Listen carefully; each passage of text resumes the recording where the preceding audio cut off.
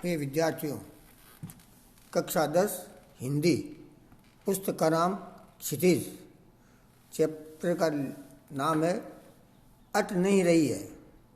सूर्यकांत त्रिपाठी निराला की लिखी हुई कविता है। पहली कविता थी उत्साह, दूसरी है अट नहीं रही है। उत्साह आपको समझा दी गई थी, अब अट नहीं रही है।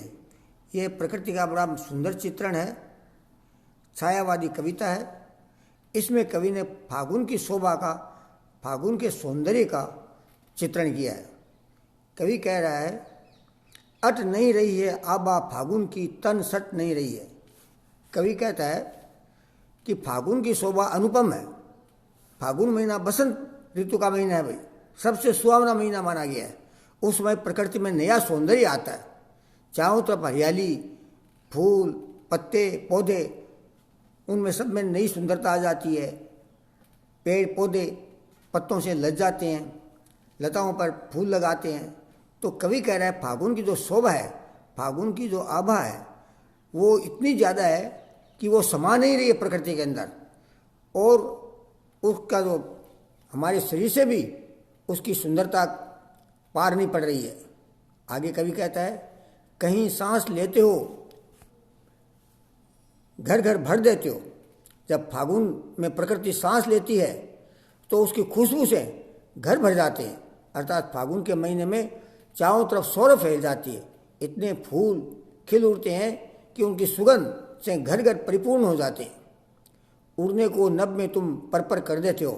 फागुन में फागुन की जो शोभा है, उसकी जो सुगंध है, वो आसमान में उड़ने के लिए अपने पंखों को फैला देती हो। जैसे मतलब वो शोभा केवल घरों में ही नहीं है, वो खुशबू केवल घरों तक सीमित नहीं है, आसमान में भी चारों तरफ फागुन की शोभा, फागुन की सुंदरता, फागुन की सुगंध फैल जाती है। आगे कवि कहता है आंख हटाता हूँ तो हट नहीं रही है।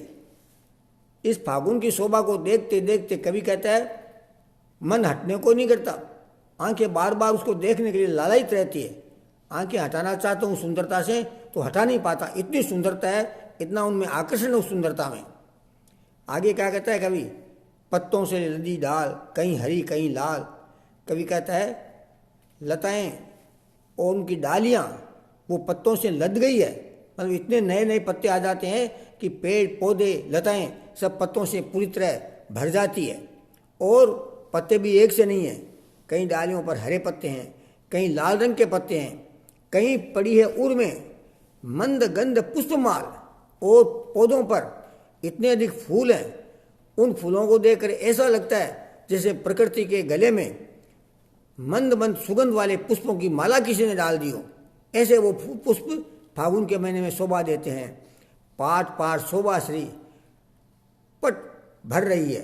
कवि कहता है फागुन की शोभा इतनी ज़्यादा है, उसकी सुंदरता, उसका वैभव इतनी ज़्यादा है कि वो सारी प्रकृति को, सारे संसार को, आसमान को, धरती को, नभ को पूरी तरह भर देती है, पाट देती है कि उसकी शोभा से धरती में समा नहीं रही है, पूरी पट जाती है धरती।